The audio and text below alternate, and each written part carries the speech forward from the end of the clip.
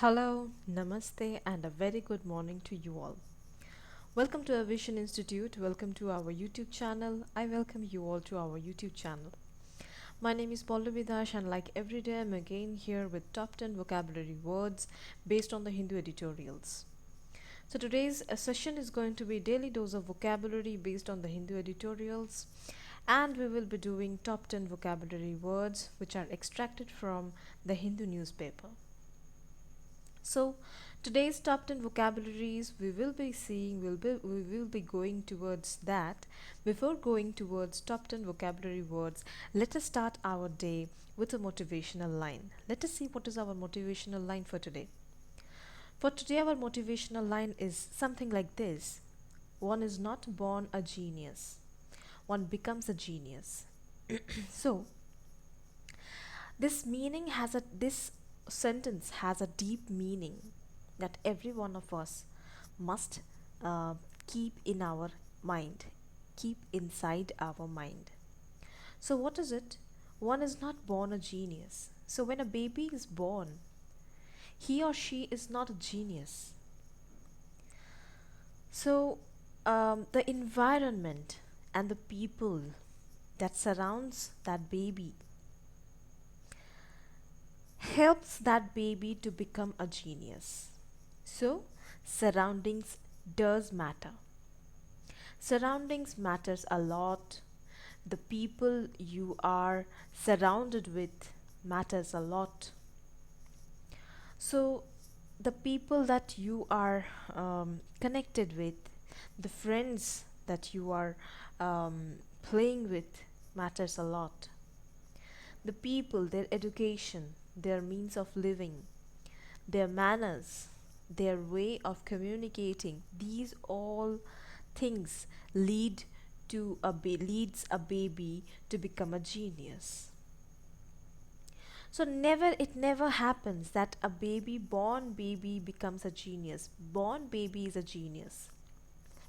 So yes, there are some exceptions. Obviously there are some exceptions. There are some records that are recorded in the Guinness Book of World Records.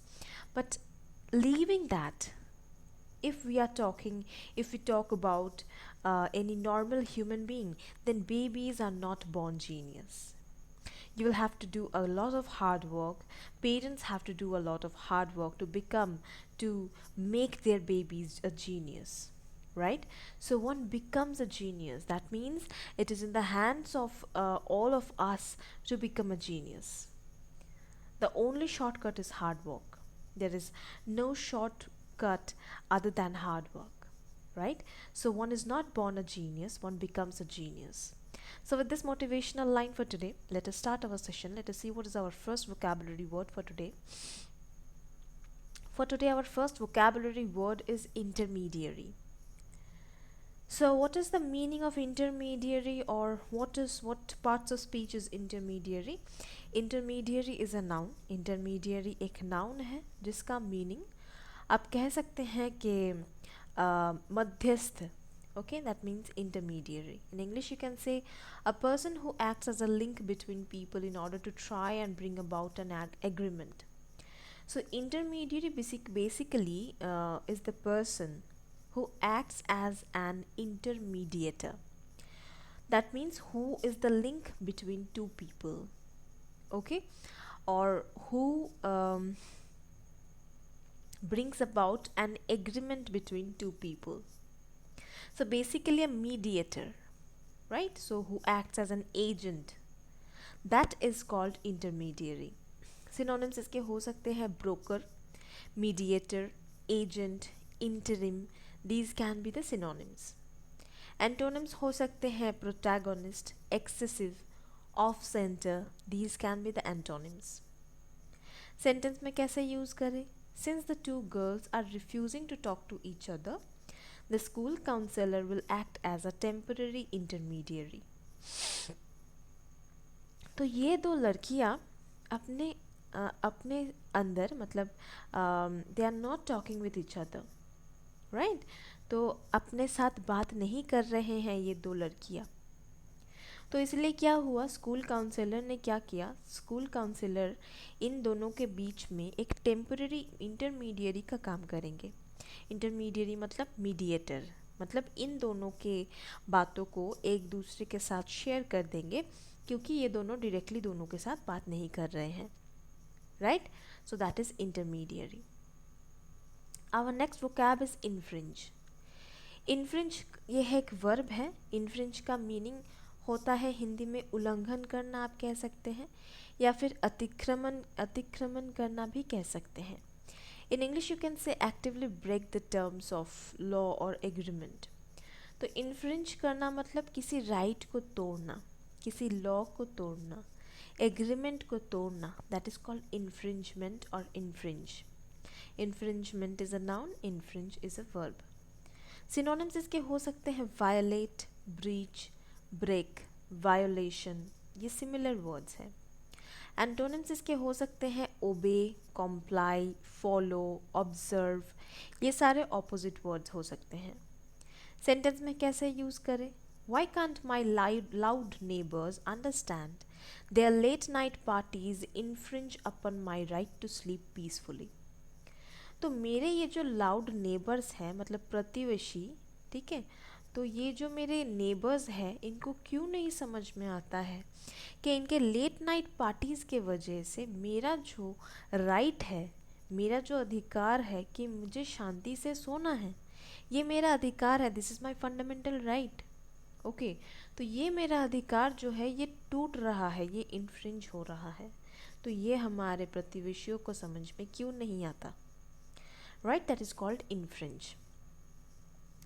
We have our third vocabulary word, it's traceable. Traceable एक adjective है जिसका meaning Hindi में कह सकते हैं पता लगाने के योग्य। That means traceable, मतलब something that can be traced is called traceable. In English you can say able to be found or discovered. तो जिसको आप ढूंढ सकते हैं वो होता है traceable, can be found, right? तो इसके सिमिलर वर्ड्स यानी कि सिनोनिम्स हो सकते हैं ट्रैकेबल, आइडेंटिफाएबल, रिकॉग्नाइजेबल, ये सिमिलर वर्ड्स हो सकते हैं। एंटोनिम्स हो सकते हैं अनट्रेसेबल, फेंट, इम्परसेप्टिबल, इनविजिबल, ये सारे ऑपोजिट वर्ड्स हो सकते हैं। सेंटेंस में कैसे यूज़ करें? Caller ID has made all calls traceable now. तो आजकल क्या हो रहा है, कॉलर आईडी के वजह से हम लोग सारे नंबर्स ट्रेस कर सकते हैं, तो ये ट्रेसेबल बन चुके हैं। जिसको ट्रेस किया जा सकता है वही ट्रेसेबल है, राइट? तो हमारा आज का पहला इडियमेटिक एक्सप्रेशन क्या है देख लेते हैं। हमारा आज का पहला इडियम है एसिड टेस्ट। एसिड टेस्ट का मीनिंग क्या होता है? Acid test proves the effectiveness of something. तो ये बहुत ही कॉमन इडियम है जो हम लोग ज़्यादातर लगभग इन अ डेली लाइफ हम लोग ये बात करते वक्त भी यूज़ करते हैं। एसिड टेस्ट का मीनिंग होता है कि कहीं पे अगर आपको प्रूव करना हो कि किसी चीज़ का इफ़ेक्टिवनेस कितना इफ़ेक्टिव है, ये कितना ये आपके काम आएगा, उसको समझाने के लिए, उसको समझने के लिए जो टेस्ट होता है उसको एसिड टेस्ट कहा जाता है। सेंटेंस में कैसे इस इडियम को यूज़ कर सकते हैं? I practiced hard at the dance sessions, but the acid test will come when the master will access our solo performances. तो मैंने बहुत ज़्यादा प्रैक्टिस किया है, बहुत हार्ड वर्क किया है डांस सेशंस में, लेकिन एसिड टेस्ट कहाँ होने वाला है? एसिड टेस्ट तब होने वाला है जब मास्टर आके हमारे सोलो परफॉर्मेंसेस देखेंगे, मतलब हम लोग जब अकेले डांस करेंगे मास्टर के सामने, right? That is called acid test. So our next vocabulary word is encrypt. Encrypt एक verb है जिसका meaning होता है कूट रूप देना, और you can say in English convert into a code, especially to prevent especially to prevent unauthorized access. So basically encryption, it has come from the word encryption, okay? Encrypt has come from the word encryption which is a noun. तो basically encryption का meaning होता है कि आप किसी information को, जिसको coding भी कहा जा सकता है, राइट? किसी इंफॉर्मेशन को आप एक कोड डालकर उसको लॉक कर देते हैं, ताकि कोई अनऑथराइज्ड, कोई इंसान जो ऑथराइज्ड नहीं है, जो उसको देख नहीं सकता, वो उस फाइल को खोल ना सके। जिसके पास इंफॉर्मेशन हो या जिसके पास ये कोड है, वो ही सिर्फ इस फाइल को एक्सेस कर पाएगा। Right, that is called encrypt.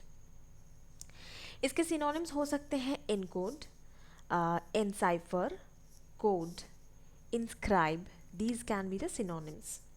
Antonyms इसके हो सकते हैं interpret, decode, decrypt, translate. These can be the antonyms.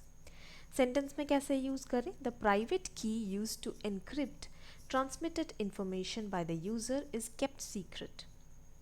तो जो private key है जिसको यूज़ किया जाता था encrypt करने के लिए transmitted information by the user is kept secret. तो इस प्राइवेट की को सीक्रेट रखा गया है, राइट, जो कि कोडिंग करने के लिए यूज़ किया जाता है। Our next vocab is weed out. तो वीड आउट क्या है? वीड आउट एक फ्रेजल वर्ब है, राइट, जिसका मीनिंग होता है निकाल देना। सो वीड आउट का मीनिंग होता है निकाल देना, जो कि एक फ्रेजल वर्ब है, जिसका मीनिंग इंग्लिश में आप समझ सकते हो, टू रिमूव पीपल और things that are unwanted from a group. तो एक ग्रुप से अगर कोई इंसान या फिर कोई चीज़ अनवांटेड हो गया हो, मतलब जिसका और ज़रूरत नहीं है, उसको निकाल कर बाहर फेंक देना का मतलब होता है वीड आउट। सिनोनिम्स इसके हो सकते हैं eradicate, eliminate, root out, remove. Antonyms हो सकते हैं सीड, सो, प्लांट। ये सारे एंटोनिम्स हो सकते हैं। सेंटेंस में कैसे यूज़ करें? He is keen to weed out the many applicants he believes may be frauds. तो वो वैसे कुछ एप्लीकेंट्स को बाहर निकालने के लिए कीन हो रहा है, मतलब उतावला हो रहा है निकालने के लिए, जिनको उसे लगेगा जो फ्रॉड है, ऐसे एप्लीकेंट्स को वो बाहर निकाल देगा, right. So this is weed out. Let us see our next vocab. Our next word is slumber. Slumber is a verb जिसका मीनिंग होता है हिंदी में नींद, और यू कैन से इन इंग्लिश स्लीप या फिर रेस्ट करना। That is slumber. सिनोनिम्स इसके हो सकते हैं coma, dormancy, stupor, doze. These can be similar words. Opposite words हो सकते हैं consciousness, activity, energy. These can be antonyms. Sentence में कैसे यूज़ करें? The bear awoke from his slumber, stretching and yawning after a month long nap. तो ये जो भालू होते हैं, ये महीने के बाद महीने बीत जाते हैं, ये लोग सोते रहते हैं, राइट। तो एक महीना लंबा नैप लेने के बाद, मतलब सो के उठने के बाद, the bear awoke from his slumber. तो बियर क्या किया, भालू क्या किया, वो अपने स्लम्बर से, उसके नींद खुला और वो स्ट्रेच कर रहा था, यॉन कर रहा था। यॉन करना मतलब I don't know the exact Hindi meaning of yawning, but in Bengali we call it as haitola. Okay, and I don't know, let me guess, in Hindi it is called ubasi lena, I guess. Okay, I'm not sure. Okay, let us see our next vocabulary word. So we have our next idiomatic expression. What is our next idiomatic expression? Let's see. Our next idiomatic expression is cut the ground from under feet. So what is the meaning of cut the ground from under feet? It means doing something which weakens someone's position. तो किसी का position week हो, ऐसा कोई काम करना। Okay, तो sentence में इसको कैसे यूज़ कर सकते हैं? When team India hit more than 350 runs in the ODI, they cut the ground from under the opponents' feet. तो जब टीम इंडिया ने 350 रन्स स्कोर किए ODI में, तब क्या हुआ? They cut the ground from under the opponents' feet, right. मतलब दूसरे ओपोनेंट्स की पोजीशन को इंडिया मतलब वीक करने की कोशिश कर रहा था, इतना रन करने की. That means opponent became weak, right, in front of India. Let us see our next vocabulary word. Our next word is indignation. Indignation is a noun जिसका मीनिंग हिंदी में होता है रोष, or you can say in English anger or annoyance provoked by what is perceived as unfair treatment. तो बहुत गुस्सा हो जाना, बहुत annoyed हो जाना, provoked by what is perceived as unfair treatment, मतलब आपको किस चीज़ ने प्रोवोक किया, किस चीज़ ने आपको फोर्स किया कि आप गुस्सा हो जाओ, कि आप देख रहे हो कि कहीं पे कोई अनफेयर ट्रीटमेंट हो रहा है, मतलब किसी के साथ कोई सही बात नहीं हो रहा है, वो देखकर आप बहुत गुस्सा हो गए. That is called indignation. इसके सिनोनिम्स हो सकते हैं displeasure, exasperation, fury, ire. Antonyms हो सकते हैं calm, cheer, delight, happiness. These can be the antonyms. Sentence में इसको कैसे यूज़ करें? Full of indignation the battered wife finally got fed up and left her abusive husband. तो बहुत सारा इंडिग्नेशन के साथ, मतलब बहुत सारा विरक्ति के साथ, बहुत ही ज़्यादा कुछ सहने के बाद, फुल ऑफ इंडिग्नेशन मतलब बहुत ज़्यादा गुस्सा, बहुत ज़्यादा नफ़रत, ये सारे चीज़ों के साथ ये जो बैटर्ड वाइफ थी. What do you mean by battered? Battered means टूटा हुआ कोई चीज़, राइट? तो ये जो वाइफ थी ये बिल्कुल टूट चुकी थी, बिकॉज वो अंदर से बहुत ज़्यादा गुस्सा थी, उसको नफ़रत आ रहा था, राइट? तो ये टूटी हुई वाइफ इन्होंने क्या किया, फाइनली ये फेड अप हो गई और उसके अब्यूसिव हस्बैंड को छोड़ के चली गई. Right, our next vocab is shunt.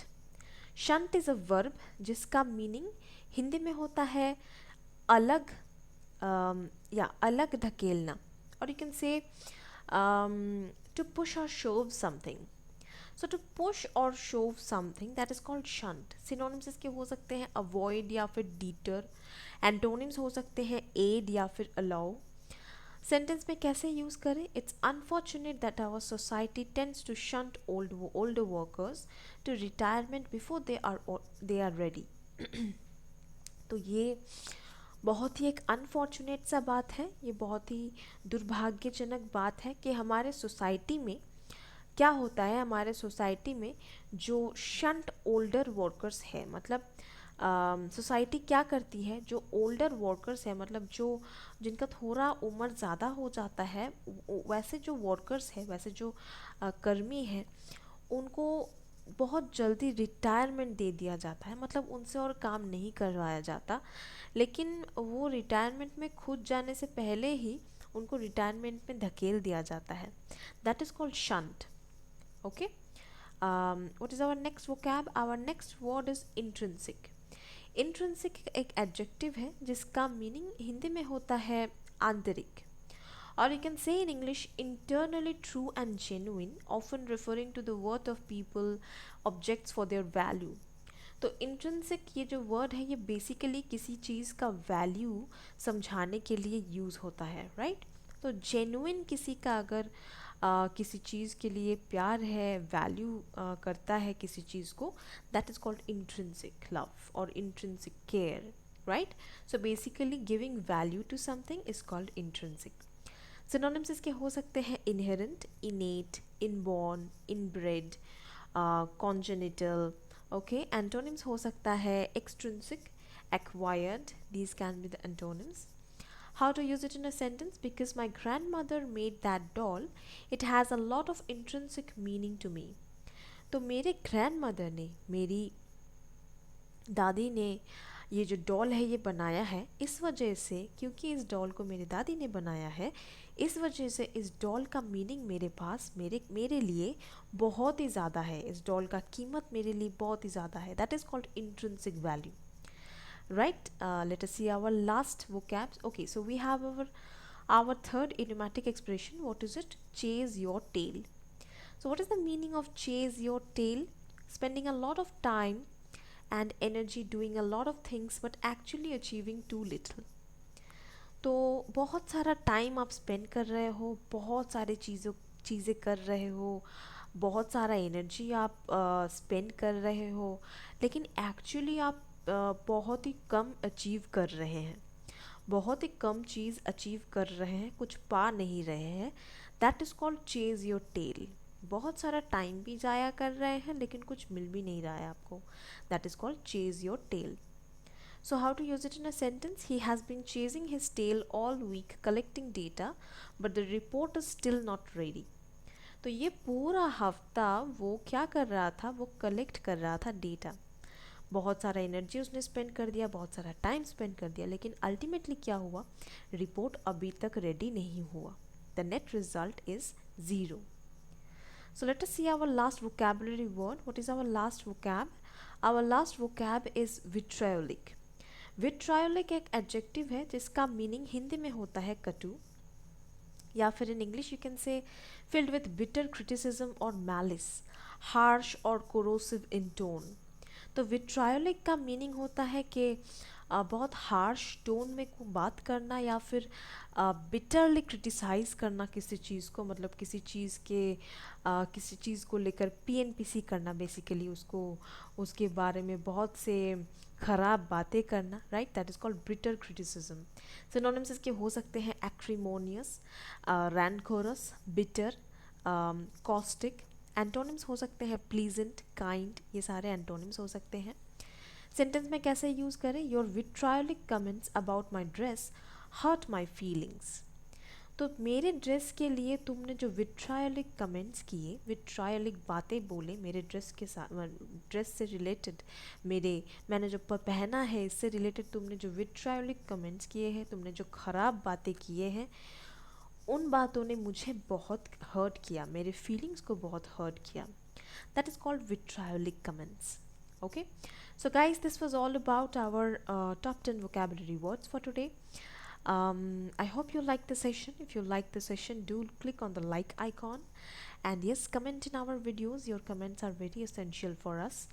And yes, share it with your friends and relatives if you think any relatives or your friends need this kind of videos to prepare for their examination. And if you are new to our channel, if you are watching this video for the first time today, don't forget to subscribe our channel and click on the bell icon so that you get all the recent updates. Thanks for watching. Thank you, and see you in the next day.